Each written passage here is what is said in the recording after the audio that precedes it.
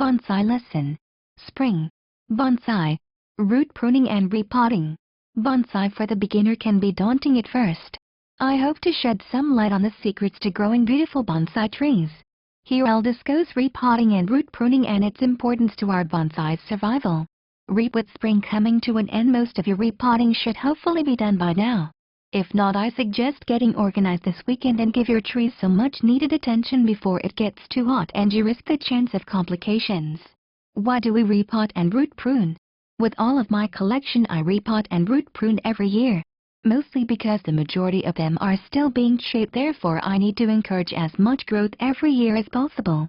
Also, as they reach the ideal size, this gives me a chance to possibly choose a much better suiting pot as I learn and gain better understanding of how this can improve the overall appearance of the bonsai. For the health of the tree, it is important to root prune to avoid the tree becoming root-bound and sick. As the tree grows more and more roots, it depletes the soil of nutrients and compacts it to the point where it may begin to repel water rather than soak it up, therefore putting the tree in danger of dying from a lack of water. Another reason to root prune is to encourage more fine feeder roots to grow, therefore encouraging more fine foliage to grow. This over time reduces leaf size and helps create compact pads of foliage. How to root prune and repot.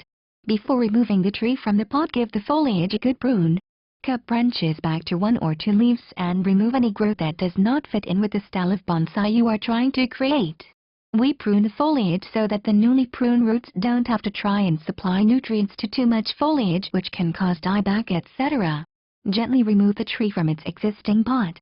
Tease the roots out from the soil and remove around 1/3 of the root ball. Replace the tree in its current pot or a new one and place fresh soil around the roots.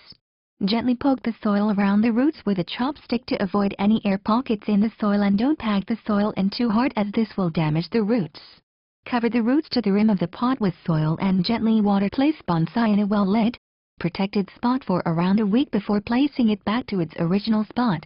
Where I live in Australia, there is really only 2 months of the year that repotting is not recommended. The hottest month of the year and the coldest month of the year. Most other times, with correct aftercare and proper watering, you should be pretty safe. Get more bonsai tips at www.balconybonsai.com.au.